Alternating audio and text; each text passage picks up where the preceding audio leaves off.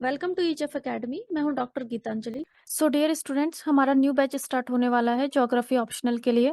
Course का registration link description box में दिया गया है। तो आज मैं आपको बताऊंगी किस तरीके से आपको कोर्स में पढ़ाया जाएगा। सबसे पहले हम सिलेबस देख लेते हैं ज्योग्राफी ऑप्शनल का। इसमें दो पेपर हैं, पेपर 1 और पेपर 2।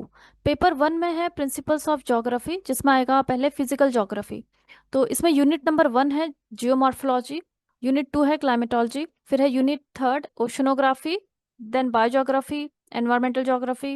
देन पेपर 1 का ही पार्ट 2 है, इसमें आता है ह्यूमन ज्योग्राफी। इसमें फर्स्ट यूनिट है perspectives in human geography, second unit is economic geography, third unit population and settlement geography, fourth unit है रीजनल प्लानिंग, फिफ्थ है models theories and laws in human geography. फिर है paper 2। Paper 2 में आ जाता है complete geography of India, India की geography से related everything. इसमें फर्स्ट यूनिट है फिजिकल सेटिंग, दूसरा है resources, agriculture, industry, transport, communication and trade, cultural setting, settlements, regional development and planning, political aspects and contemporary issues. Now कौन कौन सी book आपके course में कवर करी जाएंगी? तो जो फर्स्ट 3 यूनिट्स हैं, ज्योमॉर्फोलॉजी, क्लाइमेटोलॉजी एंड ओशनोग्राफी, इसके लिए फिजिकल ज्योग्राफी बाय सविंद्रा सिंह, ये बुक कवर करी जाएगी।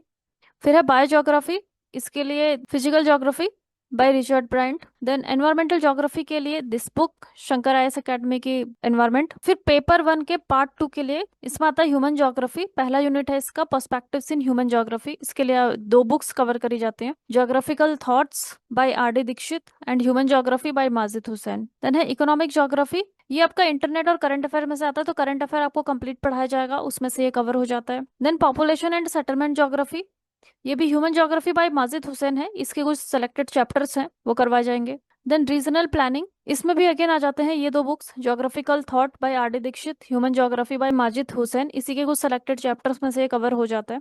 Then models theories and laws in human geography, इसके लिए माजिद हुसैन की बुक मॉडल्स इन ज्योग्राफी। फिर पेपर 2 जो है ज्योग्राफी ऑफ इंडिया, इसके लिए 3 बुक्स कवर की जाएंगी, डी आर खुल्लर की India comprehensive geography, then Majid Hussain की geography of India and regional planning in India by Mahesh Chand and V K Puri. तो ये सारी बुक्स कवर करी जाएंगी ज्योग्राफी ऑप्शनल के लिए, और इनके नोट्स आपको कंसोलिडेटेड फॉर्म में अवेलेबल करवाए जाएंगे। फिर कंटेम्प्रेरी इशू है, कंटेम्प्रेरी इश्यूज में आपके करंट अफेयर्स आ जाते हैं, तो कंप्लीट करंट अफेयर्स आपको पढ़ाया जाएगा। तो हम देखते हैं कि तो कोई भी एग्जाम है उसकी प्रिपरेशन के लिए आपको सबसे पहले तो उससे रिलेटेड जो प्रीवियस ईयर के क्वेश्चंस पूछे गए हैं उन्हें देखना बहुत जरूरी है। तो आज हम कुछ क्वेश्चंस पहले देख लेते हैं। इसमें पहला क्वेश्चन है क्लाइमेट चेंज से related, which of the following national missions come under national action plan for climate change. 5 option दिए हैं इसमें। पहला है national solar mission, water mission, green hydrogen mission, mission for sustainable agriculture, mission on sustainable Himalayan ecosystem. तो इसका answer क्या है? Answer is 4। तो इसमें कौन नहीं है? This one, national green hydrogen mission, ये पार्ट नहीं है national action plan for climate Change. तो ये क्वेश्चन आया था आपका प्रीवियस ईयर में। दूसरा क्वेश्चन हम देख लेते हैं, very easy question. Arrange the following gases in ascending order of their global warming potential. तो काफी इजी क्वेश्चन है, इसमें गैसेस दी हैं CO2, methane, SF6, CF11 and nitrous oxide. तो इसका आंसर है आंसर 2। तो इसमें हम देखें, सबसे पहले है CO2, इसका सबसे कम ग्लोबल वार्मिंग पोटेंशियल होता है और इसी को हम स्टैंडर्ड की तरह लेते भी हैं। दूसरा है बी, जो कि है मेथेन, तो ये 25 टाइम्स ज्यादा मोर पोटेंट है देन CO2। फिर ई यानी कि नाइट्रस ऑक्साइड, ये 3rd नंबर पे। फिर है डी यानी कि CFC, क्लोरोफ्लोरोकार्बन। और उसके बाद सबसे ज्यादा जो मैक्सिमम पोटेंशियल है, ग्लोबल वार्मिंग पोटेंशियल है, वो है SF6 का, सल्फर हेक्साफ्लोराइड। तो इसका आंसर हो जाता है answer 2, this one, this is the order. फिर नेक्स्ट क्वेश्चन है, it's also very easy question, which of the following gas is not responsible for global warming. तो ऑप्शन है carbon dioxide, water vapour, nitrous oxide and sulphur dioxide. तो it's also very easy, answer is sulphur dioxide. बाकी ये तीनों क्या है? ये तीनों है ग्रीन हाउस गैसेस जो कि ग्लोबल वार्मिंग करती हैं। फिर नेक्स्ट क्वेश्चन है, identify the correct sequence of continents. अब कॉन्टिनेंट्स का सीक्वेंस आइडेंटिफाई करना है in decreasing order of there yearly carbon dioxide emission. ठीक है। इसमें कॉन्टिनेंट्स दिया है Africa, Asia, Europe and north America. किसमें सबसे ज्यादा, कौन सा कॉन्टिनेंट सबसे ज्यादा CO2 इमिट करता है? आंसर है इसका ऑप्शन 2, BDCA, बी, यानी कि सबसे ज्यादा एशिया, यहाँ से सबसे ज्यादा कार्बन डाइऑक्साइड इमिशन होता है। In fact China is responsible for it. China number 1 पे है कार्बन डाइऑक्साइड के इमिशन में। दूसरे नंबर पे कौन आता है? USA। और तीसरा नंबर जो है इंडिया का कार्बन डाइऑक्साइड के इमिशन में। तो एशिया जो है, एशिया, इसमें पूरा एक कॉन्टिनेंट पूछा है कि सबसे ज्यादा किस कॉन्टिनेंट से इमिशन हो रहा है, तो एशिया है। दूसरे नंबर पे क्या है? डी, नॉर्थ अमेरिका, ठीक है, जिसमें कि USA से बहुत ज्यादा इमिशन होता है। देन तीसरे नंबर पे है सी, यानी कि यूरोपियन कंट्रीज करती हैं। और फिर फोर्थ नंबर पे है ए, अफ्रीका। तो अफ्रीकन जो कंट्रीज है वो ज्यादा डेवलप्ड है नहीं, तो जितना ज्यादा डेवलपमेंट है उतनी ज्यादा इंडस्ट्रीज है, उतनी ज्यादा इकोनॉमिक एक्टिविटीज है, जिससे कि CO2 इमिशन होता है। तो this is the answer, this is the order. तो हम देख लेते हैं इसमें, देखो टोटल ग्रीन हाउस गैसेस का जो इमिशन है सबसे ज्यादा कहाँ से हो रहा है? चाइना से हो रहा है। 11.58 बिलियन टन्स का इमिशन है। फिर है यूनाइटेड स्टेट्स जो कि 5.83 बिलियन टन्स। फिर इंडिया है थर्ड पोजीशन पे। तो ये आपको याद रखना कि इंडिया की पोजीशन क्या है, 3.24 बिलियन टन्स। फिर आ जाते हैं Russia, Indonesia, Brazil, Japan, Iran, Germany, Canada. Global average कितना है? 0.25 बिलियन टन्स। तो देखो global average is only 0.25 billion turns. और चाइना का इमिशन आप देख सकते हो, यूनाइटेड स्टेट्स, इवन इंडिया। तो काफी ज्यादा यहाँ पे इमिशंस हो रहे हैं, कुछ कंट्रीज बहुत ज्यादा इमिट कर रही है कार्बन डाइऑक्साइड। फिर नेक्स्ट क्वेश्चन है, what does UNFCCC stand for? तो it is also very easy. तो इसका आंसर क्या है? Option number 2, United Nations framework convention on climate Change. तो ऐसे इजी क्वेश्चंस भी पूछ ले जाते हैं। अब ये UNFCCC बना कब था, ये हम थोड़ा सा देख लेते हैं। तो 1972 में हुई थी स्टॉकहोम समिट, सबसे पहले जहाँ पे एनवायरनमेंट को कंजर्व करने की बात करी गई थी। तो 1972 में ही, उसके 20 साल के बाद होता है रियो समिट 1992। अब इस रियो समिट में ही बनता है UNFCCC। देखो रियो समिट में 3 इंपॉर्टेंट कन्वेंशन आ जाती हैं। Convention on biodiversity, convention on climate change, this is UNFCCC। और उसके अलावा कन्वेंशन टू कॉम्बैट डेजर्टिफिकेशन, क्योंकि अभी जो सॉइल की क्वालिटी भी खराब होते जा रही है, तो उसको कॉम्बैट करने के लिए डेजर्ट्स एक्सपेंड हो रहे हैं। तो ये 3 कन्वेंशंस आई थी, कब आई थी? ये आया था रियो समिट 1992 में। तो ये क्वेश्चन पूछा गया कि UNFCCC का फुल फॉर्म क्या है। It's very easy question actually.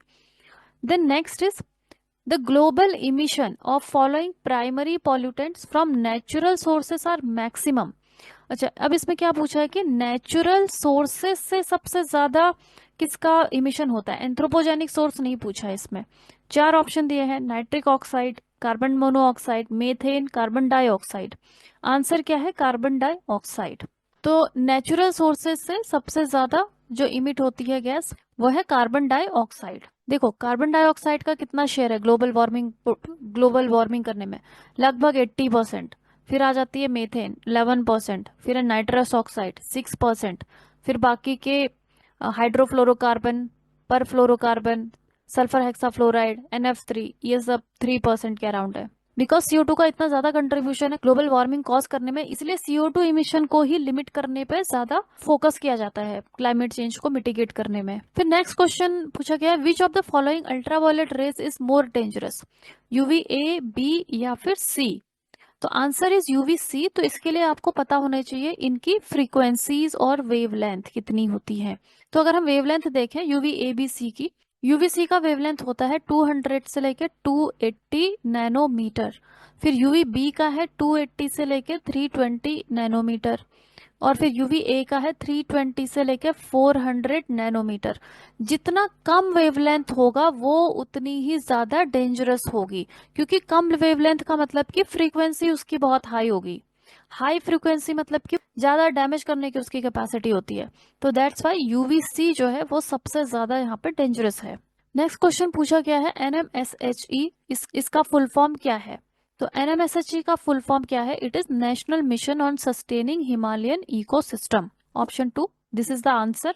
अब ये जो हमारे नेशनल मिशन है NAPCCC, national action plan to combat climate change, जो कि 2008 में लॉन्च हुए थे, उसी का पार्ट है।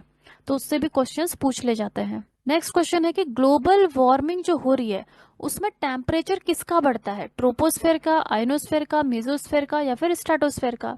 तो इसमें किसका बढ़ेगा, ट्रोपोस्फेयर का, जो कि सबसे नीचे की लेयर है एटमॉस्फेयर की। तो ये तो थे प्रीवियस ईयर के क्वेश्चंस, प्रीवियस ईयर के कुछ क्वेश्चंस। तो हम यही टॉपिक आज कवर करते हैं, क्लाइमेट चेंज। तो आज मैं जो टॉपिक कवर करूंगी उसमें आ जाएगा climate change, radiative forcing, carbon dioxide saturation और उसके अलावा previous year questions. Before moving ahead मैं आपको बताना चाहूंगी ज्योग्राफी ऑप्शनल कोर्स में क्या क्या फीचर्स हैं। तो सबसे पहले तो आपको पूरा कंप्लीट जो स्टडी मटेरियल है वो प्रोवाइड कर दिया जाएगा, जिससे कि आपको अलग अलग बुक्स खरीदने की जरूरत नहीं है। कंप्लीट स्टडी मटेरियल आपको एक साथ कंसोलिडेटेड फॉर्म में मिलेगा, तो it will be easy for you. जितने भी करंट अफेयर्स हैं वो कंप्लीटली कवर किए जाएंगे, क्योंकि करंट अफेयर्स से बहुत सारे क्वेश्चंस पूछे जाते हैं। क्लासेस आपकी एजेफ एकेडमी ऐप पे कंडक्ट करी जाएंगी, बाई वीकली टेस्ट होंगे, रिवीजन क्लासेस भी कंडक्ट होंगी एंड प्रीवियस ईयर के जितने भी क्वेश्चन पेपर्स हैं वो सब सॉल्व होंगे, ताकि बिकॉज प्रीवियस ईयर के क्वेश्चन पेपर करने के बाद आपको आइडिया होगा कि किस तरीके के क्वेश्चंस पूछे जाते हैं। एंड देन उसके बाद होगा टेस्ट सीरीज। तो स्टूडेंट्स आप ज्योग्राफी ऑप्शनल के लिए रजिस्टर कर सकते हैं बाय विजिटिंग रजिस्ट्रेशन लिंक। तो आज हम कवर करेंगे क्लाइमेट चेंज। तो क्लाइमेट चेंज को समझने के लिए हमें क्या समझना है, सबसे पहले ग्रीन हाउस इफेक्ट। तो ग्रीन हाउस इफेक्ट को समझने के लिए हम देखते हैं global temperature model. So this is sun, और सन से सोलर रेडिएशन पहुंचती है अर्थ पे। तो सन का जो सोलर रेडिएशन है इसे हम इलेक्ट्रोमैग्नेटिक रेडिएशन भी कहते हैं, और इसमें अलग अलग तरीके के रेडिएशंस इंक्लूड होती हैं। This is our sun and this is the earth. Sun से जो सोलर रेडिएशन अर्थ पे पहुंचता है उसमें होता है gamma rays, X rays, ultraviolet, जिसमें कि नियर अल्ट्रावायलेट, फार अल्ट्रावायलेट दोनों है, विजिबल लाइट, इंफ्रारेड है, far infrared and near infrared, then है रेडियो वेव्स। तो सन का जो टेम्परेचर है वो बहुत ज्यादा टेम्परेचर है, अप्रोक्स 1 लाख डिग्री सेल्सियस के आसपास में है। तो दैट्स वाई ये इतनी ज्यादा हार्मफुल रेज इमिट करता है, gamma rays, X rays, UV rays. अब ये सोलर रेडिएशन जब अर्थ तक पहुंचती है तो अर्थ का भी टेम्परेचर बढ़ता है, और जो भी ऑब्जेक्ट है, कोई भी ऑब्जेक्ट जब उसका टेम्परेचर बढ़ता है तो वो रेडिएशंस को इमिट करना शुरू कर देती है। अर्थ का भी टेम्परेचर बढ़ता है सोलर एनर्जी से, और फिर अर्थ से भी रेडिएशंस इमिट होती है। अब बिकॉज अर्थ का जो एवरेज टेम्परेचर है वो सिर्फ है 15 डिग्री सेल्सियस का एवरेज है, तो दैट्स वाई इतना कम टेम्परेचर है, इसीलिए अर्थ से जो रेडिएशंस इमिट होती है वो होती हैं इंफ्रारेड रेडिएशंस। तो this far infrared and near infrared. बाकी की जो gamma rays, X rays, UV rays ये सब इमिट नहीं होती है अर्थ से, क्योंकि ये जो रेज है ये तभी इमिट होंगी जब टेम्परेचर बहुत ज्यादा होगा किसी भी ऑब्जेक्ट का। तो अर्थ से इमिट होती है इंफ्रारेड रेडिएशन।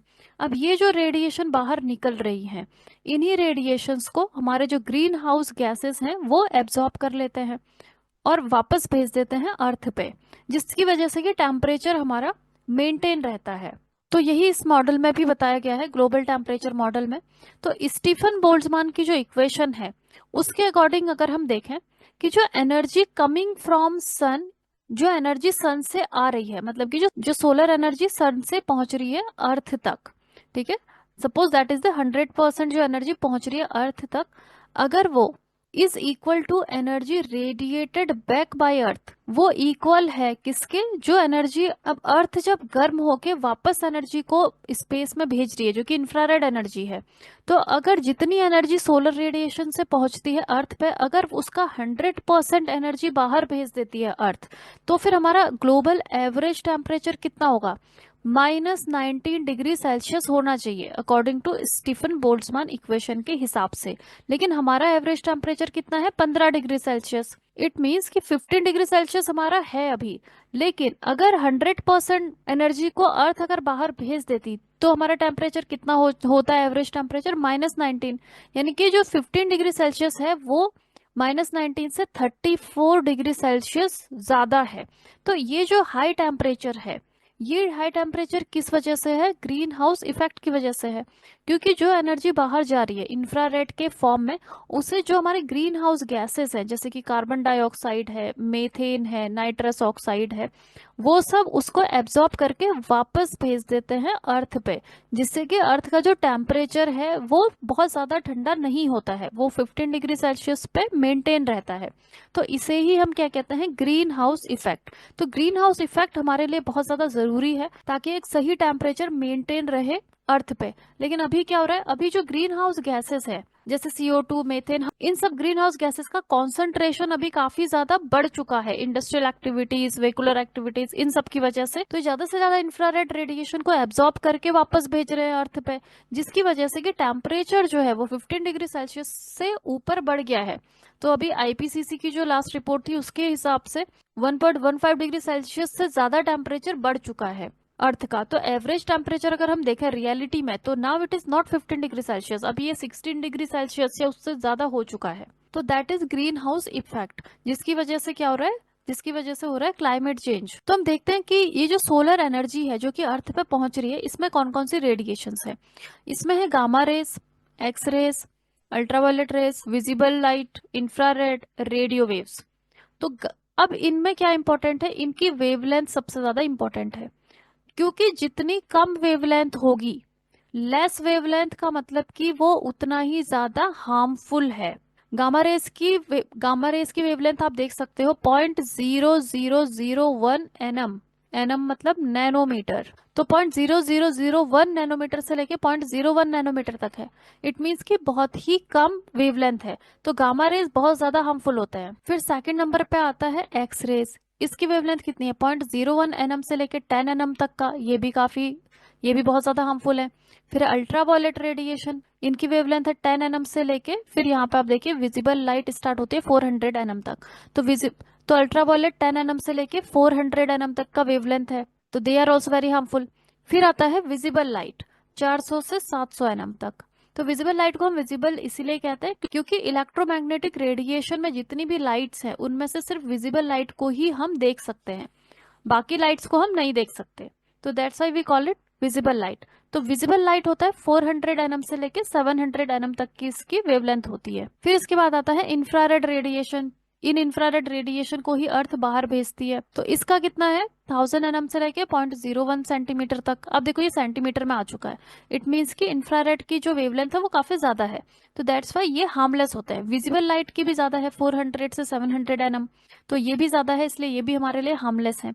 लेकिन ये जो लेस वेवलेंथ वाली रेडिएशन है, gamma rays, X rays, UV rays, ये बहुत ज्यादा हार्मफुल होती है क्योंकि इनका जो वेवलेंथ है वो बहुत ही कम है। फिर इंफ्रारेड के बाद आ जाएगा माइक्रोवेव्स। माइक्रोवेव में भी अलग अलग तरीके की रेडिएशंस होती है, रडार, टीवी, FM, AM, ये सब। देखो प्रीवियस ईयर में कुछ क्वेश्चन भी पूछे गए हैं वेवलेंथ को लेके, जैसे कि decreasing order of wavelength of infrared, microwave, ultraviolet, gamma ray. तो इट इज वेरी इजी कि इनमें इनको आप बताइए डिक्रीजिंग ऑर्डर में। तो हम देख सकते हैं यहाँ पे इन चारों में, माइक्रोवेव, इंफ्रारेड, अल्ट्रावायलेट और गामा रेज, इनमें सबसे ज्यादा वेवलेंथ किसकी है। तो इसमें हम देखते हैं माइक्रोवेव की सबसे ज्यादा वेवलेंथ है, देखो 10 सेंटीमीटर से 1 मिलीमीटर तक का, ये है इंक्रीजिंग ऑर्डर। सबसे कम किसका है, सबसे कम किसका है, गामा रेज। गामा रेज का सबसे कम वेवलेंथ है।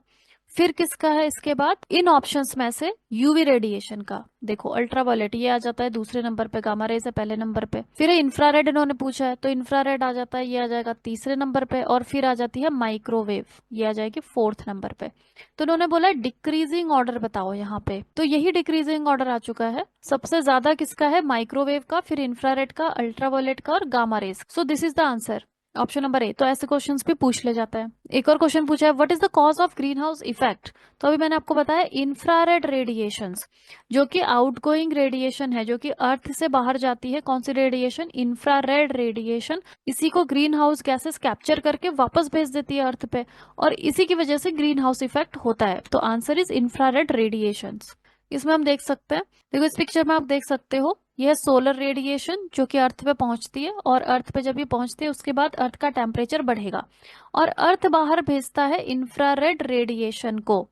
ठीक है, तो इंफ्रारेड रेडिएशन बाहर जाती है अर्थ से। इसी इंफ्रारेड रेडिएशन को अब जो एटमॉस्फेयर में ग्रीन हाउस गैसेस प्रेजेंट है वो कैप्चर करके वापस भेज देती हैं।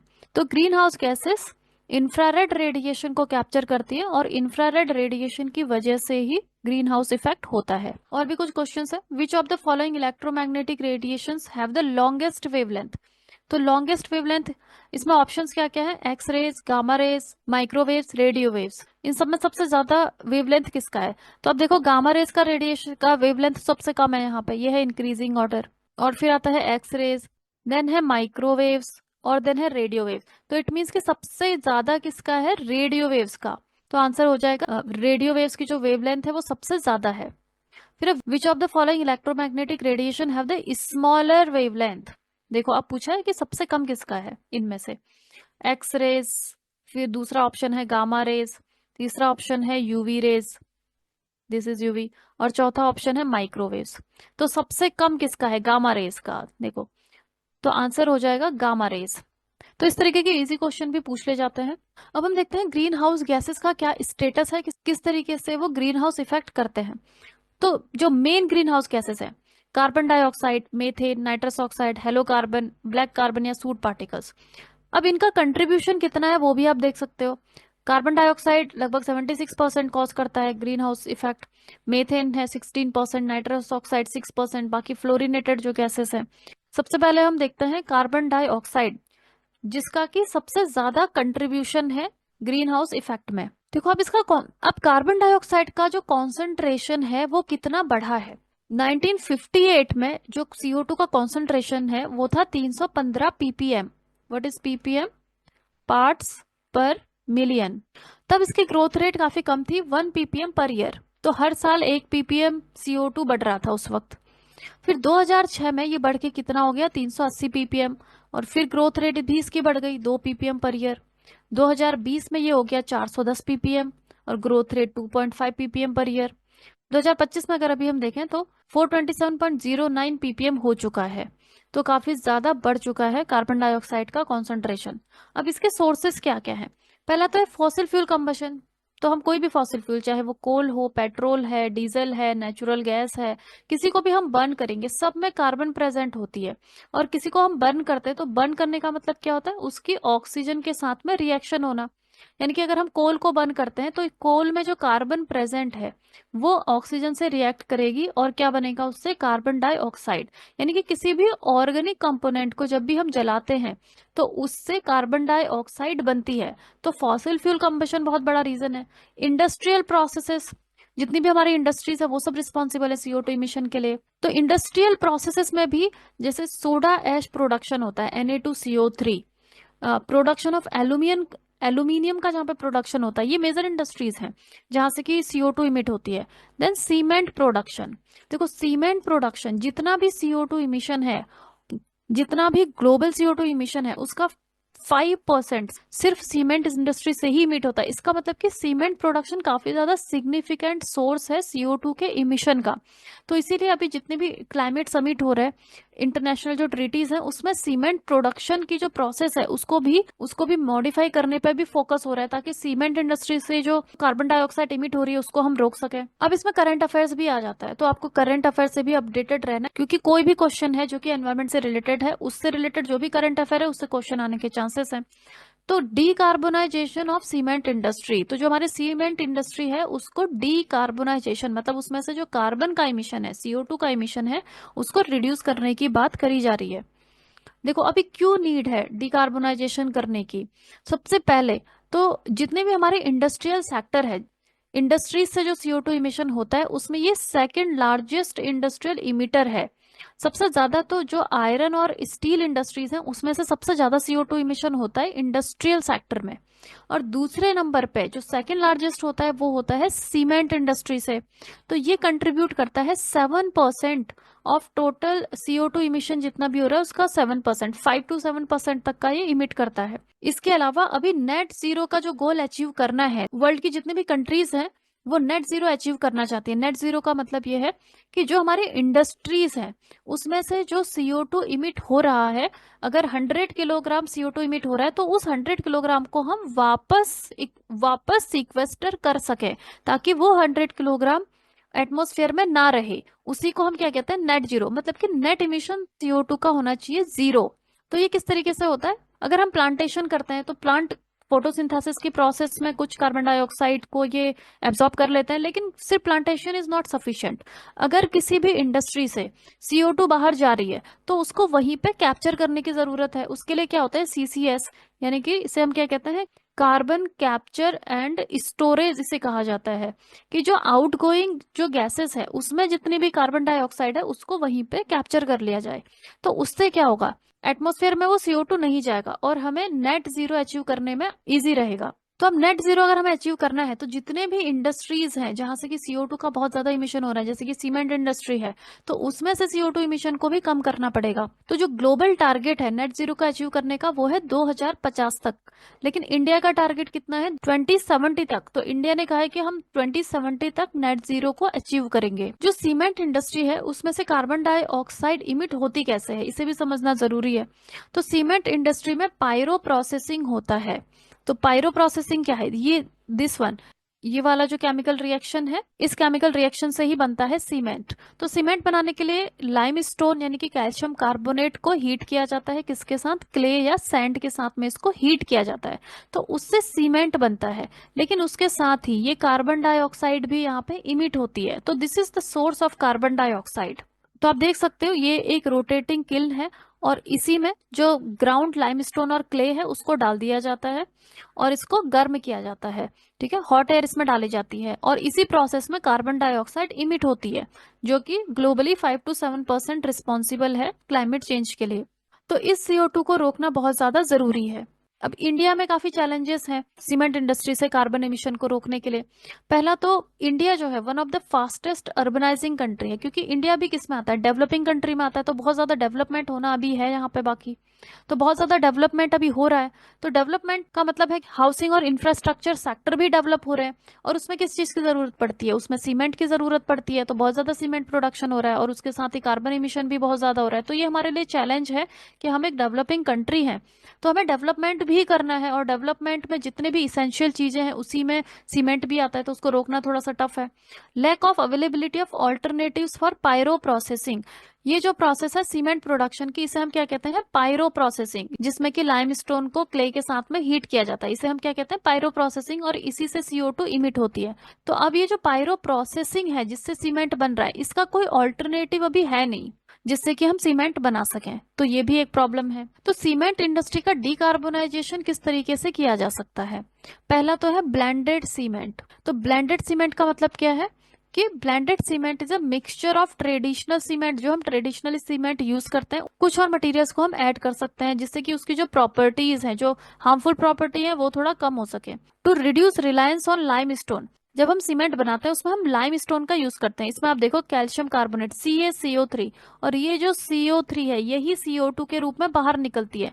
तो अगर हम लाइम स्टोन का इस्तेमाल कम करेंगे तो ये CO2 का इमिशन भी खुद ही कम हो जाएगा। तो हम लाइम स्टोन की जगह हम क्या क्या यूज कर सकते हैं, इसमें स्लैग है, fly ash, gypsum and plus lime stone, तो इसका हम मिक्सचर यूज कर सकते हैं जिससे कि लाइम स्टोन की क्वांटिटी कम हो जाएगी। जब हम पहले 100% लाइम स्टोन ही यूज कर रहे थे, अब इसे हम कम करके 30-40% लाइम स्टोन यूज करेंगे, और बाकी हम स्लैग, फ्लाई ऐश, जिप्सम, ये सब सारी चीजें हम यूज करेंगे। तो इससे थोड़ा सा कम हो सकता है कार्बन का इमिशन। इसके अलावा एडवांस टेक्नोलॉजीज को इम्प्लीमेंट करना बहुत जरूरी है, जो कि आती है CCUS technology, carbon capture utilisation and storage. तो इसका मतलब क्या है कि जो कार्बन बाहर निकल रही है इंडस्ट्री से, जब suppose this is cement industry, cement industry में सीमेंट बनता है और उससे CO2 बाहर निकलता है, तो ये जो आउटगोइंग CO2 है इसको हम क्या करेंगे, कार्बन को हम कैप्चर कर लेंगे इसमें डिवाइसेस इंस्टॉल करके, फिर उसका हम यूज कर सकते हैं। इस कार्बन डाइऑक्साइड का भी इस्तेमाल हो सकता है किसी न किसी इंडस्ट्रियल प्रोसेसेस में, एंड हम उसको स्टोर कर सकते हैं। तो देखो इसमें हम करते क्या है, CCUS में carbon capture utilisation and storage. तो सपोज ये कोई इंडस्ट्री है जहां से कि कार्बन डाइऑक्साइड बाहर निकल रही है, तो इसमें होता क्या है, अब इसमें suppose this is the power plant जहाँ पे इलेक्ट्रिसिटी बनती है, पावर प्लांट से भी काफी ज्यादा CO2 इमिट होता है। अब इसका जो फ्लू गैस है, फ्लू गैस क्या होता है, जहां भी किसी भी इंडस्ट्री से जो गैसेस बाहर निकलती है उसे हम क्या कहते हैं, उसे हम कहते हैं फ्लू गैस। उस फ्लू गैस में ही कार्बन डाइऑक्साइड प्रेजेंट है। तो ये जो फ्लू गैस है इसको हम पास करेंगे एक एब्जॉर्बर से। ये क्या है, इसमें क्या प्रेजेंट है, कार्बन डाइऑक्साइड एब्जॉर्बर। तो जब ये फ्लू गैस इस एब्जॉर्बर से होते हुए बाहर निकलेगी तो ये एब्जॉर्बर कार्बन डाइऑक्साइड को एब्जॉर्ब कर लेगा, तो कार्बन डाइऑक्साइड यहीं पे रह जाएगी और बाकी गैसेस बाहर निकल जाएंगी। तो इससे कार्बन डाइऑक्साइड को हम यहाँ पे कैप्चर कर सकते हैं। तो इस तरीके के डिवाइसेस इंस्टॉल करना बहुत जरूरी है। जितनी भी इंडस्ट्रीज है, हर इंडस्ट्री से CO2 इमिट होती है, तो वहां पे ये इंस्टॉल करना बहुत जरूरी है। अब जो सीमेंट है उसके कुछ ऑल्टरनेटिव्स भी हैं, जैसे कि जियोपॉलीमर सीमेंट, इसका हम इस्तेमाल कर सकते हैं। तो जियोपॉलीमर सीमेंट जो है एल्यूमिनियम और सिलिकॉन से बनता है, Al2SiO2 एल्यूमिनो सिलिकेट से। तो इसमें हम क्या यूज कर सकते हैं, Al2SiO5 एल्यूमिनो सिलिकेट्स का हम इस्तेमाल कर सकते हैं इसमें। तो sources of aluminium in nature are not present as carbonate. देखो जो एल्यूमिनियम है, अब जो कार्बन डाइऑक्साइड है वो कहाँ से इमिट होगी, वो कार्बोनेट से इमिट होगी। जैसे कि जो लाइम स्टोन है ये क्या है, कार्बोनेट, कैल्शियम कार्बोनेट। इसका जो CO3 है यही कार्बन डाइऑक्साइड को इमिट करने के लिए रिस्पॉन्सिबल है। तो अगर हम एल्यूमिनो सिलिकेट का इस्तेमाल कर रहे हैं, इसमें सी तो है ही नहीं, कार्बन प्रेजेंट ही नहीं है, तो इसलिए CO2 का इमिशन नहीं होगा इसमें। तो दैट्स वाई हम एल्यूमिनियम और सिलिकॉन यानी कि एल्यूमिनो सिलिकेट से हम जियोपॉलीमर सीमेंट बना सकते हैं। तो जो एल्यूमिनियम है वो नेचर में it is not present as carbonate, ये कार्बोनेट के फॉर्म में प्रेजेंट नहीं रहता है। तो इसलिए जब हम इसको यूज करते हैं सीमेंट में, ये CO2 का इमिशन नहीं करता है। लेकिन अब क्या होता है कि जो एल्यूमिनो सिलिकेट से जो हम जियोपॉलीमर सीमेंट बनाते हैं वो काफी ज्यादा क्या है, इसका कॉस्ट हाई होता है।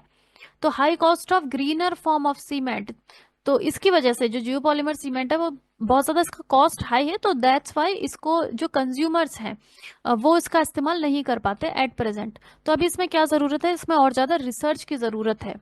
तो cement sector actually hard to abate sector है, क्योंकि सीमेंट की जरूरत हर इंडस्ट्री को होती है। इंफ्रास्ट्रक्चर डेवलपमेंट के लिए भी सीमेंट जरूरी है, ठीक है। It is critical contributor for economic development के लिए बहुत जरूरी है सीमेंट का।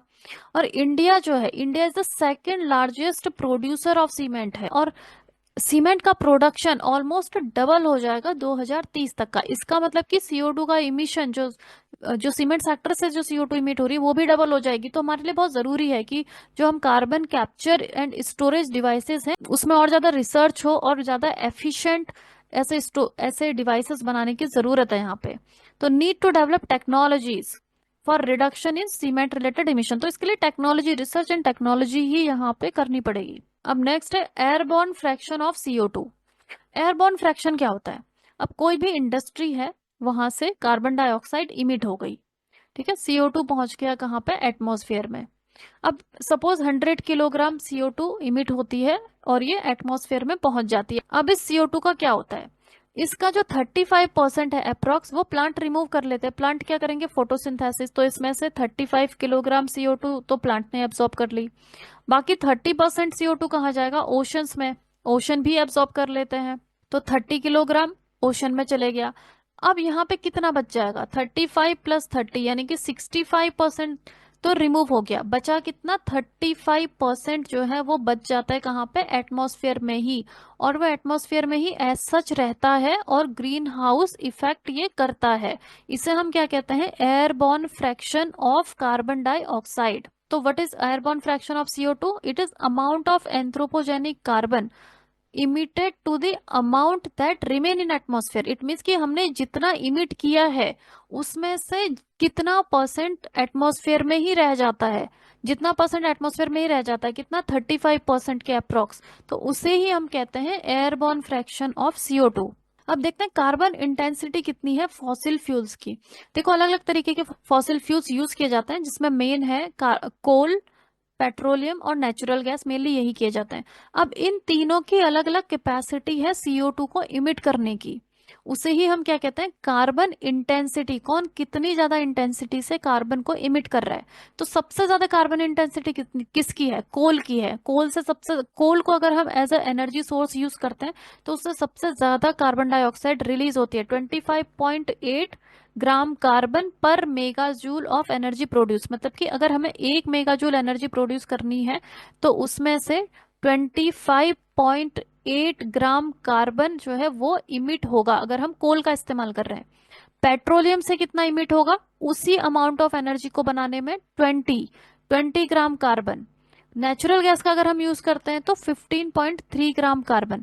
तो हम देख सकते हैं कि कोल से बहुत ज्यादा कार्बन इमिशन हो रहा है, 25.8 ग्राम, जबकि नेचुरल गैस से सिर्फ 15.3 ग्राम कार्बन ही इमिट हो रहा है। इसका मतलब क्या है कि हमें कोल का इस्तेमाल कम करने की जरूरत है, उसकी जगह हम नेचुरल गैस का इस्तेमाल करेंगे अगर, तो उससे क्या होगा कि जो हमारा कार्बन इमिशन है वो रिड्यूस हो जाएगा। तो हमें लेस कार्बन इंटेंसिटी वाले फॉसिल फ्यूल को इस्तेमाल करने की जरूरत है। जो नेक्स्ट ग्रीन हाउस गैस है वो है मेथेन, CH4। तो मेथेन का भी आप कॉन्सेंट्रेशन देखो यहाँ पे किस तरीके से बढ़ता ही जा रहा है। यहाँ पे 1980s में अगर हम देखें तो कितना था, देखो बिफोर 1800, 1800 की जो सेंचुरी है उससे पहले जो था 750 पीपीबी। पीपीबी का मतलब क्या है, पार्ट्स पर बिलियन। तो 750 पीपीबी से कम था उस टाइम पे। उसके बाद 21st सेंचुरी के स्टार्ट में ये कितना हो गया था, 1750 पीपीबी। और अभी अगर हम देखें 2024 का अगर हम देखें तो ये कहाँ पे पहुंच चुका है, 2000 पीपीबी के आसपास में ये पहुंच चुका है। और अभी ये बढ़ते जा रहा है। तो ये इसका ग्राफ है, इसमें हम देख सकते हैं कॉन्टिन्यूअसली इसमें इंक्रीज हो रहा है मेथेन में। अब मेथेन के जो सोर्सेस हैं वो भी हम देख लेते हैं। मेथेन गैस को जो प्रोड्यूस करते हैं वो है मिथेनोजेनिक बैक्टीरिया, जो नेचुरल सोर्सेस हैं। मिथेनोजेनिक जो बैक्टीरिया है ये किस में आते हैं, ये आते हैं आर्किया में। आर्किया क्या होते हैं, जो कि एक्सट्रीमोफाइल होते हैं, एक्सट्रीम जगहों पे ये मिलते हैं। तो मिथेनोजेनिक बैक्टीरिया आपको वेटलैंड्स में मिलते हैं। अब मिथेनोजेनिक बैक्टीरिया क्या है, दीज आर अनएरोबिक। अनएरोबिक यानी कि जहां पे भी ऑक्सीजन की कमी होगी वहां पे ये मिलेंगे। ऑक्सीजन की प्रेजेंस में ये सर्वाइव नहीं कर सकते, जहां पे ऑक्सीजन कम होगा वहां पे मिथेनोजेनिक बैक्टीरिया मिलते हैं। तो जो वेटलैंड्स है हमारे, वेटलैंड्स जिसमें कि पानी भरा रहता है, तो जहां पे पानी होता है, पानी में ऑक्सीजन का अमाउंट बहुत कम होता है, तो वहां पे अनएरोबिक कंडीशन जनरेट हो जाती है और वहां पे मिथेनोजेनिक बैक्टीरिया ग्रो करते हैं। और मिथेनोजेनिक बैक्टीरिया क्या है, अनएरोबिक बैक्टीरिया, और ये अनएरोबिक रेस्पिरेशन करते हैं। ये वाली जो प्रोसेस है ये प्रोसेस चलती है और इसी में लास्ट में क्या बनता है, यहाँ पे आप देख सकते हो मेथेन का जनरेशन होता है। ये एक कॉम्प्लेक्स रिएक्शन है, इसे आपको याद करने की जरूरत नहीं है, it is just for example. दो तरीके के रेस्पिरेशन होता है, एक तो एरोबिक रेस्पिरेशन होता है, जो ह्यूमन है वो भी क्या करता है, एरोबिक रेस्पिरेशन, यानी कि हम ऑक्सीजन हम लेते हैं रेस्पिरेशन करने के लिए। तो जब एरोबिक रेस्पिरेशन होता है तो क्या बनता है, कार्बन डाइऑक्साइड बनता है। लेकिन जब अनएरोबिक रेस्पिरेशन होता है उस केस में क्या बनता है, जब अनएरोबिक रेस्पिरेशन होता है तब बनती है मेथेन। तो मेथेन को मिथेनोजेनिक जो बैक्टीरिया है वो बनाता है। ये मिथेनोजेनिक बैक्टीरिया पाए जाते हैं वेटलैंड में, तो वेटलैंड से मेथेन इमिट होती है। इसके अलावा जो मिथेनोजेनिक बैक्टीरिया है, ठीक है, दिस मिथेनोजेंस, ये जो कैटल्स हैं उनकी इंटेस्टाइन में भी ये पाए जाते हैं, ठीक है। और दैट्स वाई जो कैटल्स हैं वो भी मेथेन इमिट करते हैं। तो एनिमल हस्बेंड्री यानी कि जहां पे भी कैटल्स रखे जाते हैं वहां वो बहुत बड़ा सोर्स है मेथेन के इमिशन का। इसके अलावा इंडस्ट्रीज रिस्पॉन्सिबल है, इंडस्ट्रीज में जो क्रूड ऑयल नेचुरल गैस की प्रोसेसिंग होती है उसमें से मेथेन इमिट होती है। वेस्ट ट्रीटमेंट, जो हमारे लैंडफिल हैं, तो इस तरीके का सिनेरियो आपने देखा होगा। अब लैंडफिल क्या होता है, इसमें भी जो वेस्ट है उसका पाइलिंग हो जाती है, वेस्ट के एक लेयर उसके ऊपर से एक और लेयर डाल देते हैं, लेयर पे लेयर, तो नीचे क्या हो जाता है, अनएरोबिक कंडीशन, ऑक्सीजन की कमी हो जाती है। अनएरोबिक कंडीशन जनरेट हुई तो मिथेनोजेनिक बैक्टीरिया यहाँ पे डेवलप होना शुरू कर देते हैं और वो फिर यहाँ से मेथेन इमिट करना शुरू कर देते हैं। तो इसलिए जो वेस्ट ट्रीटमेंट लैंडफिल्स है वहां से भी मेथेन का जनरेशन होता है। अब मेथेन का क्या इम्पैक्ट है क्लाइमेट चेंज पे, तो मेथेन बहुत ज्यादा पोटेंट गैस है, कार्बन डाइऑक्साइड से 25 टाइम्स ज्यादा पोटेंट है ग्रीन हाउस इफेक्ट कॉज करने में। मेथेन का कंट्रीब्यूशन कितना है, लगभग 30% रिस्पॉन्सिबल है ये ग्लोबल वार्मिंग में, इंडस्ट्रियल रिवोल्यूशन से अगर हम देखते हैं। क्योंकि हमने देखा कि मेथेन पहले इसका जो कंट्रीब्यूशन था वो कम था, लेकिन हमने देखा कि इसका जो अमाउंट है वो बढ़ते जा रहा है और इसका पोटेंशियल बहुत ज्यादा है। इट मीन्स कि अगर 25 किलोग्राम कार्बन डाइऑक्साइड है उससे जितना ग्रीन हाउस इफेक्ट होगा, 1 किलोग्राम मेथेन से उतना ही ग्रीन हाउस इफेक्ट हो जाएगा, सिर्फ 1 किलोग्राम से।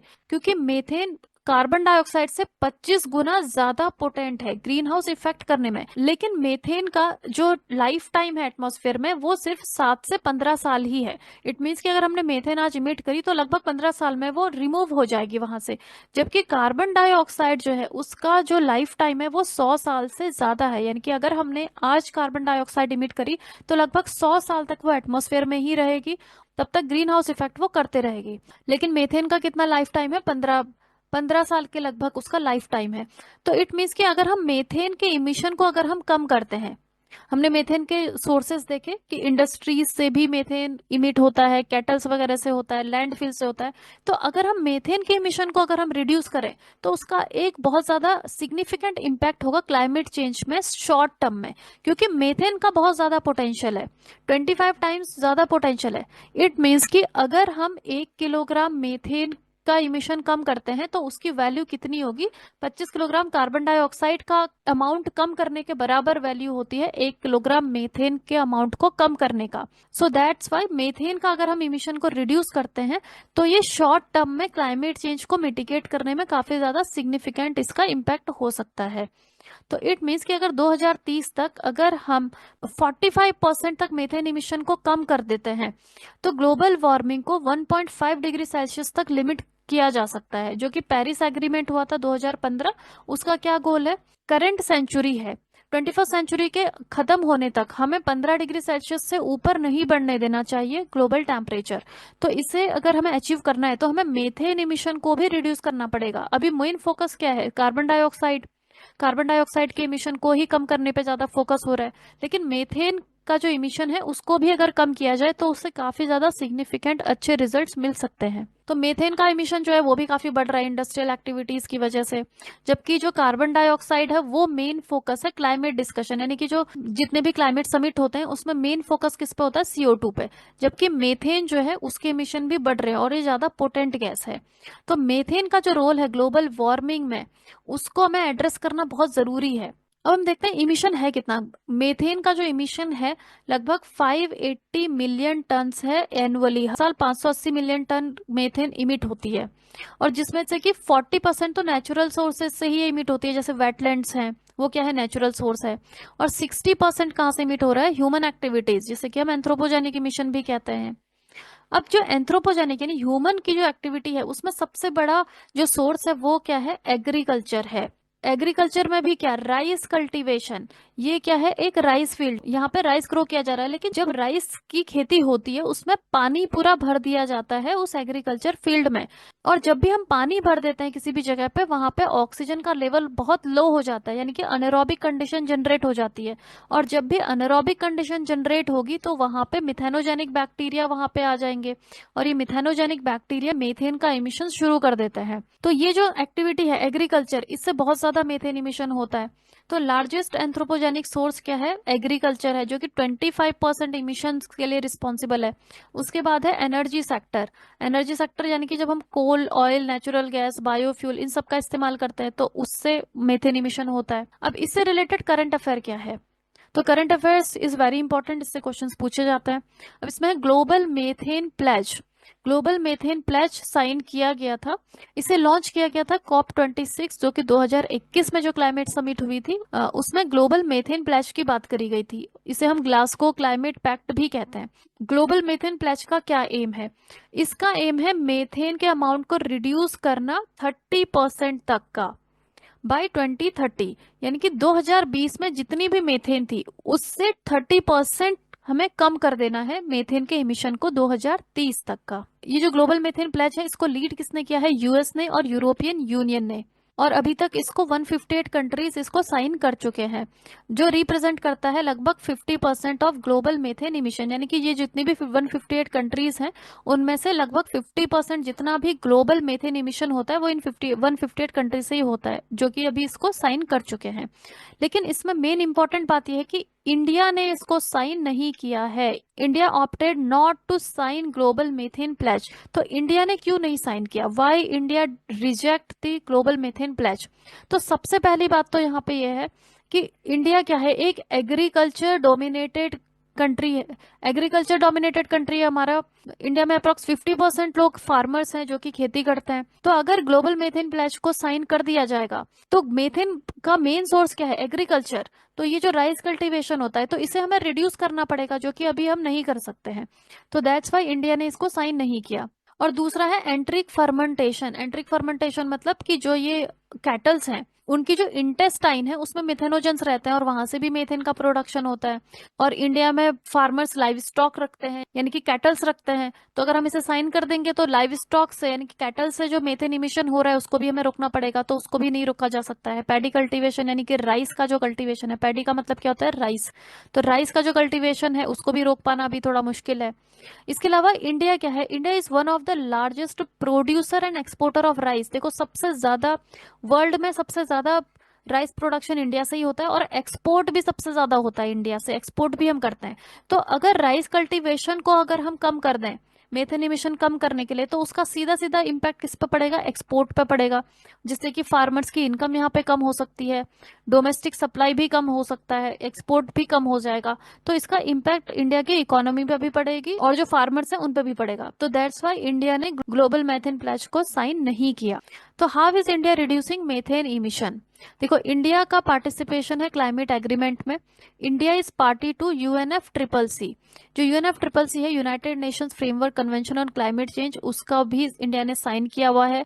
और उसी के साथ क्योटो प्रोटोकॉल, पेरिस एग्रीमेंट, इन सबको साइन किया हुआ है। और ये जितने भी ट्रीटीज हैं, ये सब इनका फोकस क्या है, कार्बन डाइऑक्साइड यानी ग्रीन हाउस गैसेस को रिड्यूस करना, यही इनका एम है। तो ये ऑलरेडी इंडिया ने साइन किया हुआ है। इसके अलावा हमारा एक national mission on sustainable agriculture भी है। और ये जो नेशनल मिशन है, इसमें हम फोकस करते हैं कि क्लाइमेट रेजिलिएंट प्रैक्टिसेस क्या होनी चाहिए एग्रीकल्चर सेक्टर में, techniques to reduce methane emission in rice cultivation. देखो, तो जो ये हमारा मिशन है सस्टेनेबल एग्रीकल्चर, इसमें ऑलरेडी ये दिया हुआ है कि राइस का जो कल्टीवेशन है, उससे मेथेन को हम रिड्यूस किस तरीके से कर सकते हैं। इस पर रिसर्च और टेक्नोलॉजी डेवलपमेंट, इन सब पे अभी काम चल रहा है। सो दैट्स वाई इंडिया ने स्पेसिफिकली जो ग्लोबल मेथेन प्लेज है उसको साइन नहीं किया, बिकॉज हमारे अपने खुद के टारगेट्स यहाँ पे ऑलरेडी सेट है पहले से ही। अब देख लेते हैं कि रेडिएटिव फोर्सिंग क्या होती है। तो radiative forcing is difference between solar irradiance absorbed by earth and energy radiated back to space. देखो, इसका मतलब क्या है कि जो सन है, सन से सोलर रेडिएशन अर्थ पे पहुंचती है और फिर अर्थ का टेम्परेचर बढ़ जाता है और अर्थ यहाँ से इमिट करता है इंफ्रारेड रेडिएशन को। तो ये जो इंफ्रारेड रेडिएशन जो बाहर जा रहा है स्पेस में, इसका कितना amount green house gases absorb करके वापस भेज रहे हैं, उसी को हम कहते हैं radiative forcing. How much of that infrared radiation is absorbed by green house gases. तो हर एक ग्रीन हाउस गैस का अपना अलग अलग रेडिएटिव फोर्सिंग होता है। देखो, यहाँ पे दिया हुआ है, जैसे कार्बन डाइऑक्साइड है, इसका रेडिएटिव फोर्सिंग कितना है, यहाँ पे आप देख सकते हो। इसका रेडिएटिव फोर्सिंग 1 से ज्यादा है, लगभग 1.25 के आसपास में है। ठीक है, उसके बाद मेथेन है, मेथेन का कितना है, 0.5। फिर नाइट्रस ऑक्साइड है, ये सब क्या है, पॉजिटिव में है। हेलोजिनेटेड गैसेस हैं।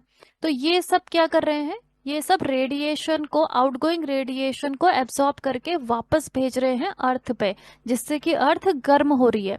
यह पॉजिटिव रेडिएटिव फोर्सिंग। लेकिन निगेटिव रेडिएटिव फोर्सिंग भी होती है। अब निगेटिव रेडिएटिव फोर्सिंग का क्या मतलब है, जैसे नाइट्रोजन के ऑक्साइड्स हैं, वो निगेटिव रेडिएटिव फोर्सिंग करते हैं। ये क्या है, this is nitrous oxide. Nitrous oxide का मतलब है N2O। नाइट्रोजन ऑक्साइड में आते हैं NO, NO2, nitric oxide and nitrogen dioxide. ये क्या करते हैं, ये इनकमिंग सोलर रेडिएशन को रिफ्लेक्ट करते हैं, वापस भेजते हैं, ये एब्सॉर्ब नहीं करते, इसलिए इनका रेडिएटिव फोर्सिंग निगेटिव में है। और भी गैसेस हैं, जैसे सल्फर डाइऑक्साइड है, इसका रेडिएटिव फोर्सिंग भी निगेटिव में ही है, क्योंकि ये भी क्या करता है, ये इनकमिंग सोलर रेडिएशन को वापस भेज देता है स्पेस में। इसके अलावा है अमोनिया, इसका भी निगेटिव में है। जो ब्लैक कार्बन है, ये क्या करता है, ये एब्सॉर्ब करता है, आउटगोइंग इंफ्रारेड रेडिएशन को ही एब्सॉर्ब करता है और वापस अर्थ पर भेजता है, तो इसका पॉजिटिव में है। जो एल्बिडो है, इरिगेशन एल्बिडो, एल्बिडो जैसे कि जो स्नो है, स्नो का एल्बिडो कितना होता है, बहुत ज्यादा होता है, 90%। इट मीन्स कि जो इनकमिंग सोलर रेडिएशन है उसको वो बाहर भेज देता है, वापस स्पेस में भेज देता है। तो इसका भी क्या है, रेडिएटिव फोर्सिंग निगेटिव में है।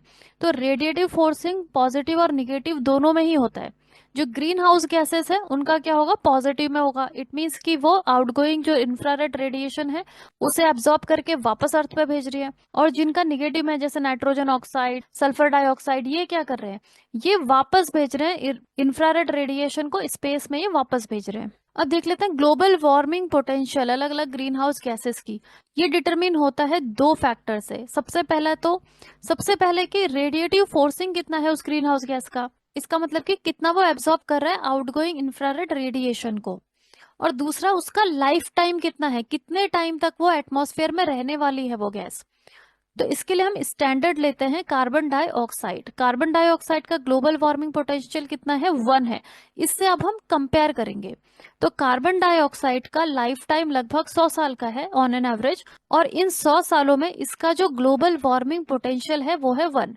ग्लोबल वार्मिंग पोटेंशियल मतलब कि ग्रीन हाउस इफेक्ट करने का कितना ज्यादा पोटेंशियल है। अब मेथेन है, मीथेन का लाइफ टाइम लगभग 12 से 15 साल तक ये रहता है, और इसका ग्लोबल वार्मिंग पोटेंशियल कितना है, 25। इसका मतलब कि कार्बन डाइऑक्साइड से 25 टाइम्स ज्यादा ये ग्रीन हाउस इफेक्ट करता है। फिर नाइट्रस ऑक्साइड, इसका लाइफ टाइम है 120 साल तक ये एटमॉस्फेयर में रहती है, और इसका कितना है 290। क्लोरोफ्लोरोकार्बन, इनका ऑन एन एवरेज 100 ईयर्स का लाइफ टाइम है। 6000 है इनका global warming potential, it means कि बहुत ज्यादा इनका ग्लोबल वार्मिंग पोटेंशियल है। फिर है हाइड्रोफ्लोरोकार्बन्स, इनका लाइफ टाइम है 1 से 250 साल, एंड यू कैन सी लगभग 10,000 इनका ग्लोबल वार्मिंग पोटेंशियल है। देन है हाइड्रोक्लोरोफ्लोरोकार्बन, इनका लाइफ टाइम है लगभग 15 साल और 1000 इनका ग्लोबल वार्मिंग पोटेंशियल है। पर फ्लोरोकार्बन, ये बहुत ज्यादा एक्सट्रीमली स्टेबल होता है, इनका लाइफ टाइम है 1000 से 50,000 साल तक ये रह सकता है एटमॉस्फेयर में, और 5000 है इनका ग्लोबल वार्मिंग पोटेंशियल। देन आता है सल्फर हेक्साफ्लोराइड SF6, लगभग 3000 इसका लाइफ टाइम है और 24,000 इसका ग्लोबल वार्मिंग पोटेंशियल है। तो हम देख सकते हैं यहाँ पे अलग अलग गैसेस का अलग अलग ग्लोबल वार्मिंग पोटेंशियल है। अब देखो इसी से रिलेटेड एक क्वेश्चन भी पूछा गया था, arrange the following gases in ascending order of their global warming potential. तो इसमें दिया है carbon dioxide, methane, sulphur hexafluoride, CFC11, nitrous oxide. तो इसका आंसर क्या है, answer is B, option B, ये वाला इसका आंसर है। तो हम देख लेते हैं जो जो गैसेस दी गई हैं इसमें। तो सबसे पहले तो CO2 दिया हुआ है, फिर दूसरा पूछा गया है मीथेन, फिर है SF6 पूछा गया है, फिर है CFC11, और फिर है N2O। अब इसमें क्या पूछा गया है, इनका असेंडिंग ऑर्डर बताओ। तो असेंडिंग ऑर्डर ये आ जाएगा, सबसे पहले आ जाएगी कार्बन डाइऑक्साइड 1, फिर है मीथेन नंबर 2 पे, फिर नाइट्रस ऑक्साइड नंबर 3, फिर CFC नंबर 4, और फिर SF6 नंबर 5। तो ये इनका आ गया ऑर्डर। इट मीन्स कि A, B, E, D and C, this is the option, this option is correct. अब नेक्स्ट है मिटिगेशन ऑफ क्लाइमेट चेंज। ये बहुत ज्यादा इंपॉर्टेंट टॉपिक है, इससे रिलेटेड जो करंट अफेयर्स है वो बहुत इंपॉर्टेंट है, उससे नेट पेपर 1 में भी क्वेश्चन आते हैं, पेपर 2 में तो आते ही है। तो इंडिया के जो इनिशिएटिव है क्लाइमेट चेंज को लेके वो कौन कौन से हैं। 2008 में गवर्नमेंट ने लॉन्च किया था NAPCC, national action plan for climate change. इसमें 8 मिशन है।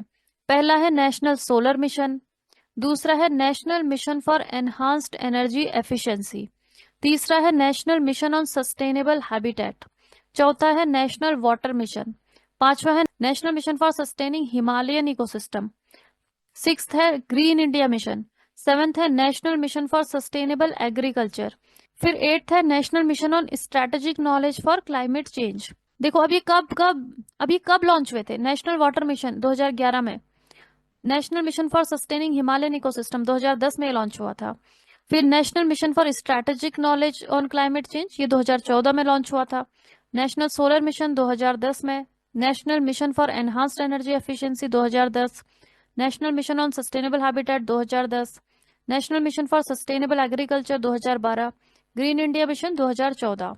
तो जो पहला है उसे हम देख लेते हैं, नेशनल सोलर मिशन। ये बहुत इंपॉर्टेंट है, इससे करंट अफेयर्स से क्वेश्चन पूछे जाते हैं इसमें से। तो नेशनल सोलर मिशन लॉन्च हुआ था 2010 में। उस वक्त जो टारगेट था वो था टारगेट ऑफ 20 गीगावाट की सोलर एनर्जी प्रोडक्शन करना by grid connected solar power 2022 तक। अभी ग्रिड कनेक्टेड सोलर पावर क्या है, सोलर एनर्जी बनाई जाती है, ये आपने देखा होगा रूफ टॉप, जो कि रूफ्स पे इस तरीके के सोलर पैनल लगा दिए जाते हैं और ये पैनल सन की एनर्जी को टैप करते हैं और एनर्जी प्रोड्यूस करते हैं, इसे हम कहते हैं रूफ टॉप सोलर पैनल। दूसरे आते हैं ग्रिड कनेक्टेड सोलर पैनल। अब यहाँ पे क्या है कि दिन के टाइम पे तो सोलर एनर्जी आती है और ये सोलर पैनल यहाँ पे इलेक्ट्रिसिटी बनाते हैं जिसे हम यूज करते हैं, लेकिन नाइट टाइम पे सन इज नॉट अवेलेबल। तो उस टाइम पे जो हमारा नॉर्मल जो कनेक्टेड होता है, ग्रिड से कनेक्टेड जो इलेक्ट्रिसिटी होती है उसे हम यूज करते हैं, तो इसे ही हम कहते हैं grid connected solar power. It means कि डे टाइम पे हम सोलर एनर्जी यूज करते हैं, नाइट टाइम पे जो हमारी कॉमन इलेक्ट्रिसिटी है उसे हम यूज करते हैं।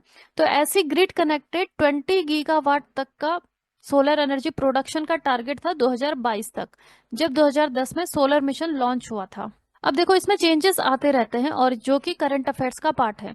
अब ये नेशनल सोलर मिशन जो है इसमें नए टारगेट्स आ चुके हैं। 2015 में गवर्नमेंट ने डिसाइड किया कि 2022 तक हम 100 गीगावाट सोलर एनर्जी प्रोड्यूस करेंगे। पहले कितना था, 2022 तक 20 गीगावाट की इलेक्ट्रिसिटी जनरेट करनी थी, लेकिन अब टारगेट कितना है, 100 गीगावाट सोलर पावर को जनरेट करेंगे 2022 तक। ये टारगेट अपडेट किया गया था 2015 में। अब इसे अचीव करने के लिए किस तरीके से डिवाइड किया गया था? तो पहला तो जो रूफ टॉप सोलर है वो 40 गीगावाट तक का प्रोड्यूस किया जाएगा, रूफ टॉप सोलर यानी कि दिस वन। और दूसरा लार्ज एंड मीडियम स्केल जो ग्रिड कनेक्टेड है उसको 60 गीगावाट तक का ग्रिड कनेक्टेड यानी कि ये वाला जो है इसे 60 गीगावाट तक सोलर एनर्जी प्रोड्यूस किया जाएगा। इसके साथ ही ये टारगेट था कि 2022 तक हमें कम से कम 20 million solar lighting system install करने हैं रूरल एरियाज में। तो ये टारगेट थे, 2015 में इनको अपडेट किया गया था। अब 2023 में India became world's third largest producer of solar power. तो लार्जेस्ट प्रोड्यूसर कौन है? जापान, उसके बाद सेकंड नंबर पे चाइना, और इंडिया बन गया third number solar power producer 2023 में। और कितनी सोलर पावर जनरेट करी? 113 बिलियन यूनिट्स की सोलर पावर जनरेट करी इंडिया ने। तो इट मीन्स कि जो सोलर मिशन है ये काफी ज्यादा सक्सेसफुल रहा है। फिर दूसरा आता है National Mission for Enhanced Energy efficiency. तो इसमें कौन कौन से इनिशिएटिव्स हैं? इसमें पहला है perform, achieve and trade. Perform, achieve and trade का क्या मतलब है? देखो पहले तो ये किस चीज से रिलेटेड है? ये है एनहांस्ड एनर्जी एफिशिएंसी। इसका मतलब कि जो हम एनर्जी यूज कर रहे हैं, सपोज कोल का यूज हो रहा है, अभी कोल से एनर्जी प्रोडक्शन का जो कैपेसिटी है वो है लगभग 40%, यानी कि हम 40% ही उसकी एनर्जी को कैप्चर कर पाते हैं। तो लेकिन हमें ऐसी टेक्नोलॉजी डेवलप करनी है जिससे कि कोल में जितनी भी एनर्जी है उसका हम 80 to 90% एनर्जी को कैप्चर कर पाए। उसे हम कहते हैं enhanced Energy efficiency, energy efficiency को बढ़ा देना। तो इसके लिए यहाँ पे गवर्नमेंट ने पैट लॉन्च किया था, perform, achieve and trade. It means कि सपोज दो इंडस्ट्रीज हैं और दोनों को टारगेट दिया गया है कि आप अपनी एनर्जी एफिशिएंसी को 30 टाइम्स इंक्रीज करो। दोनों के पास में टारगेट है। सपोज इसने अपनी एनर्जी एफिशिएंसी को, सपोज दिस ए ने अपनी एनर्जी एफिशिएंसी को 50% इंक्रीज कर लिया, और ये जो इंडस्ट्री बी है ये सिर्फ 10% ही इंक्रीज कर पाया, लेकिन इसको, इसका टारगेट कितना है? 30% इंक्रीज करना है। तो ये अपना जो इसने 20% एक्स्ट्रा अचीव किया है वो इस इंडस्ट्री को बेच सकता है। अपनी जो एनर्जी एफिशिएंसी उसने अचीव करी है उसे यहाँ पे बेच सकता है, और ये जो इंडस्ट्री बी है इसको पे करेगा इसके लिए। तो इसे हम क्या कहते हैं? Perform, achieve and trade. It means कि पहले आप अच्छा परफॉर्म करिए और उसको आप ट्रेड भी कर सकते हो, यानी कि जो एनर्जी एफिशिएंसी अचीव करी है अगर वो एक्सेस में है उसे उससे दूसरी इंडस्ट्री को बेचा भी जा सकता है। तो ये क्या है? ये इंसेंटिव्स हैं ताकि जो इंडस्ट्रीज हैं वो अपनी एनर्जी एफिशिएंसी को बढ़ाए। दूसरा जो इसका इनिशिएटिव है वो है market transformation for energy efficiency. देखो एनर्जी एफिशिएंट अगर बनना है तो पूरा का पूरा जो इंडस्ट्री है, मार्केट है, उसको ट्रांसफॉर्म करने की जरूरत पड़ेगी, नई टेक्नोलॉजीज को इंक्लूड करने की जरूरत पड़ेगी। तो वो सब कौन करेगा? गवर्नमेंट उसको फैसिलिटेट करेगा इसके अंडर में। Energy efficiency financing platform. अगर कोई भी इंडस्ट्री नई टेक्नोलॉजी को इस्तेमाल करना चाहती है तो उसे क्या चाहिए? उसको, उसके लिए फाइनेंसिस की जरूरत है। वो फाइनेंसिस भी गवर्नमेंट ही प्रोवाइड करेगा, थ्रू बैंकिंग सिस्टम के थ्रू उसको प्रोवाइड करेगा अंडर दिस मिशन। फिर है framework for energy efficiency economic development, यानी कि जो हमारा पूरा इकोनॉमी है वो एनर्जी एफिशिएंसी के हिसाब से चले, वो एनर्जी एफिशिएंसी को इनकॉर्पोरेट करे, इसके लिए फ्रेमवर्क इसमें बनाया जाएगा। तो ये है National Mission for Enhanced Energy Efficiency. फिर third one is national Mission for Sustaining Himalayan Ecosystem. देखो अभी जो क्लाइमेट चेंज हो रहा है उसका सबसे ज्यादा इम्पैक्ट किस पर पड़ रहा है? हिमालयन इकोसिस्टम पे। यह है इंडिया का मैप। इंडिया में हिमालयन स्टेट्स कौन कौन से हैं? जम्मू कश्मीर, हिमाचल प्रदेश, उत्तराखंड, सिक्किम, बाकी नॉर्थ ईस्ट के अरुणाचल प्रदेश, असम, नागालैंड, मणिपुर, मिजोरम, त्रिपुरा।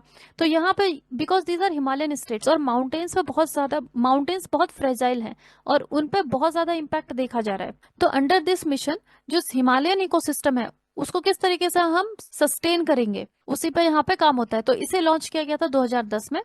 तो इसके ऑब्जेक्टिव क्या है? जो हिमालयन इकोसिस्टम है उसकी वल्नरेबिलिटी को एसेस करना है, यानी कि कितने वल्नरेबल हैं वो क्लाइमेट चेंज के लिए, उस पर रिसर्च करी जाएगी। फॉर्मुलेट पॉलिसीज, उसके बाद जो ये इकोसिस्टम है इसको प्रोटेक्ट करने के लिए पॉलिसीज बनाई जाएंगी।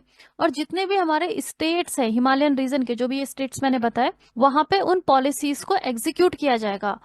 हिमालयन इकोसिस्टम को प्रोटेक्ट करने के लिए जो भी पॉलिसीज बनाई जाएंगी उन सबको यहाँ पे एग्जीक्यूट किया जाएगा under national Mission for Sustaining Himalayan ecosystem. फिर आता है National Mission for sustainable habitat. अब इसमें क्या है, जितने भी जो बिल्डिंग्स वगैरह है, इंफ्रास्ट्रक्चर जो डेवलपमेंट है, उसे इस तरीके के मटेरियल से बनाया जाए कि एनर्जी डिमांड को ऑप्टिमाइज करा जा सकता है। जैसे कि फॉर एग्जांपल समर सीजन में क्योंकि गर्मी बहुत बढ़ जाती है तो एसी का यूज करा जाता है, जो कि बहुत ज्यादा ग्रीन हाउस गैसेस इमिट करता है। तो उस तरीके का बिल्डिंग मटेरियल यहाँ पे इस्तेमाल करने की जरूरत है, जो कि एनर्जी को कंजर्व कर सके। इट मीन्स कि हीट का इम्पैक्ट ज्यादा ना हो अंदर, जिससे कि हमें जितने भी एसी है या हीटर है, इन सबको यूज करने की जरूरत हमें कम से कम पड़े। तो इस तरीके का जो बिल्डिंग मटेरियल है उस पर रिसर्च करी जाती है under national Mission for sustainable habitat. इसके अलावा growth of small and medium cities. देखो, जो सिटीज में जितनी ज्यादा पॉपुलेशन होगी, जो जितने ज्यादा डेंस होंगे, वहां पे क्लाइमेट चेंज का इम्पैक्ट उतना ही ज्यादा पड़ता है, उतना ही ज्यादा वहां पे टेम्परेचर हाई हो जाता है। तो इसलिए स्मॉल और मीडियम सिटीज को डेवलप करना जरूरी है। एंड ऑल्सो पब्लिक ट्रांसपोर्टेशन को फैसिलिटेट करना भी बहुत जरूरी है, क्योंकि पब्लिक ट्रांसपोर्टेशन को इस्तेमाल करके जो ग्रीन हाउस गैसेस का एमिशन थोड़ा सा कम हो सकता है। इसके अलावा जो सॉलिड और लिक्विड वेस्ट है उसको मैनेज करना भी बहुत जरूरी है। हमने देखा था कि जहाँ पे जो वेस्ट लैंड्स है, जहाँ पे वेस्ट पाइल अप किया जाता है, वहां से मेथेन गैस एमिट होती है, जो कि एक ग्रीन हाउस गैस है। तो उसे मैनेज करना भी बहुत जरूरी है। Improve the ability of habitats to adapt to climate change. Community based disaster management. देखो, इंडिया का जो पेनिनसुलर इंडिया है, वहां पे साइक्लोन्स आते रहते हैं, ठीक है, जो कि क्लाइमेट चेंज की वजह से अभी बढ़ भी गए हैं। तो वहां पे जितनी भी पॉपुलेशन रहती है, उन्हें ट्रेनिंग देना जरूरी है कि वो डिजास्टर मैनेजमेंट किस तरीके से कर सकते हैं। कोई भी साइक्लोन की सिचुएशन है या फ्लड की सिचुएशन है तो उसको वो कैसे मैनेज कर सकते हैं, ताकि एक बेटर अडेप्टेशन हो सके क्लाइमेट चेंज के लिए। तो ये सब कुछ किया जाएगा national Mission for sustainable habitat के अंडर में। फिर नेक्स्ट है ग्रीन इंडिया मिशन। तो इस मिशन का क्या एम है, to enhance India's diminishing forest cover, forest cover को इंप्रूव करना। तो हमारा एक नेशनल फॉरेस्ट पॉलिसी भी है, उसका टारगेट भी यही है कि फॉरेस्ट कवर को लगभग 1/3 यानी कि 33% से ऊपर हमारा फॉरेस्ट कवर होना चाहिए। अभी कितना है फॉरेस्ट कवर, अभी total forest and tree cover है इंडिया का 24.56%। तो इसको बढ़ा के हमें 33 से 35% तक का इंक्रीज करना है। तो ये किया जाएगा अंडर ग्रीन इंडिया मिशन। फिर नेशनल वाटर मिशन, इसके 5 गोल है। सबसे पहले comprehensive water database in public domain, यानी कि जितने भी स्टेट है उन सब में वाटर का क्या सिचुएशन है, सरफेस वाटर का क्या सिचुएशन है, ग्राउंड वाटर का क्या सिचुएशन है, इन सब पे कॉम्प्रिहेंसिव डेटा बना के उसे पब्लिक डोमेन में पब्लिश करना, ताकि पब्लिक को भी पता चले कि उनके स्टेट में वाटर का स्टेटस क्या है। फिर दूसरा है promotion of citizen and state action for water conservation. तो अगर हमें वाटर कंजर्वेशन करना है तो सिर्फ स्टेट गवर्नमेंट ही इसे नहीं कर सकती, सिटीजन्स को अवेयर करना भी बहुत ज्यादा जरूरी है। Attention to vulnerable areas. देखो, कुछ स्टेट है जो कि काफी ज्यादा ओवर एक्सप्लॉयटेड है, जैसे कि agriculture dominated state Punjab, Haryana. यहाँ पे बहुत ज्यादा पानी की कमी है, बिकॉज जो वाटर है, ग्राउंड वाटर है, वो सब एग्रीकल्चर के लिए डाइवर्ट कर दिया जाता है या फिर इंडस्ट्रीज के लिए डाइवर्ट कर देते हैं। तो ये वल्नरेबल एरियाज हैं, इन पे भी स्पेशल फोकस किया जाएगा। वाटर यूज की एफिशिएंसी को 20% इंक्रीज किया जाएगा। देन वाटर रिसोर्स मैनेजमेंट, यानी कि जितने भी हमारे वाटर रिसोर्सेज हैं उन सबको इस बेहतर तरीके से मैनेज किया जा सके, ताकि सस्टेनेबल यूज हो इंडस्ट्रीज में, इरिगेशन में। नेक्स्ट है National Mission for sustainable agriculture. देखो, अभी क्लाइमेट चेंज का इम्पैक्ट एग्रीकल्चर पे भी देखा जा रहा है, क्योंकि जितने भी प्लांट स्पीशीज है, जो हमारे क्रॉप्स है, चाहे वो वीट हो, राइस हो, उन सबको एक स्पेसिफिक टेम्परेचर चाहिए ग्रो करने के लिए। लेकिन अभी टेम्परेचर बढ़ रहा है तो उनका जो प्रोडक्शन है वो भी कम हो रहा है, और फ्यूचर में वो और कम होने के चांसेस हैं।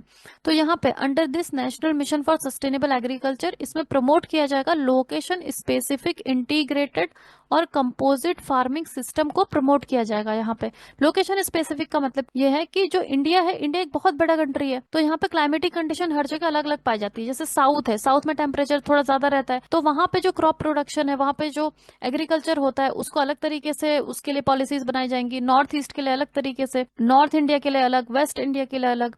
तो इस तरीके से जो लोकेशन स्पेसिफिक स्ट्रेटजी बनाई जाएगी एग्रीकल्चर को ज्यादा प्रोडक्टिव बनाने के लिए। इसके साथ ही सॉइल और मॉइस्चर कंजर्वेशन भी किया जाएगा। जैसे जैसे क्लाइमेट चेंज हो रहा है, टेम्परेचर बढ़ रहा है, तो जो सॉइल है वो ड्राई हो रही है, मॉइस्चर की कमी हो रही है, उस मॉइस्चर को भी बचाना है। उसके लिए जैसे मल्चिंग किया जा सकता है, ये आप दे सकते हो, उसमें जो सूखे हुए लीव्स हैं या स्ट्रॉ है उसे इस तरीके से यूज किया जाता है। इसे हम क्या कहते हैं, मल्चिंग कहते हैं। इससे जो नीचे सॉइल में पानी है वो इवेपोरेट नहीं होता। तो इस तरीके से बहुत सारे मेथड्स हैं जिससे कि सॉइल कंजर्वेशन किया जा सकता है। Increase the productivity of rain fade farming. देखो इंडिया में जो एग्रीकल्चर होता है दो तरीके से होता है। एक तो रेन फेड यानी कि वो डिपेंड है किस पे, रेन पे। जब बारिश होगी तो एग्रीकल्चरल फील्ड्स यानी कि खेतों को पानी मिलेगा।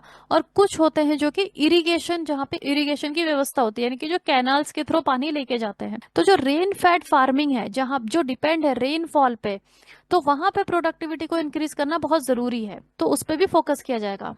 इसके अलावा इंटीग्रेटेड वाटर मैनेजमेंट प्रोग्राम है, जो कि ecological balance, to restore ecological balance by conserving and developing degraded natural resources. देखो जितना भी पूरा का पूरा ये जो वाटर मैनेजमेंट सिस्टम है, या फिर ये जो वाटरशेड एरिया है, पूरी जितनी भी मेन रिवर है, उसकी ट्रिब्यूटरीज है, उस सब में वाटर को मैनेज किया जाएगा, ताकि उसका हम सस्टेनेबल इस्तेमाल कर सके। कहाँ पे? एग्रीकल्चर में।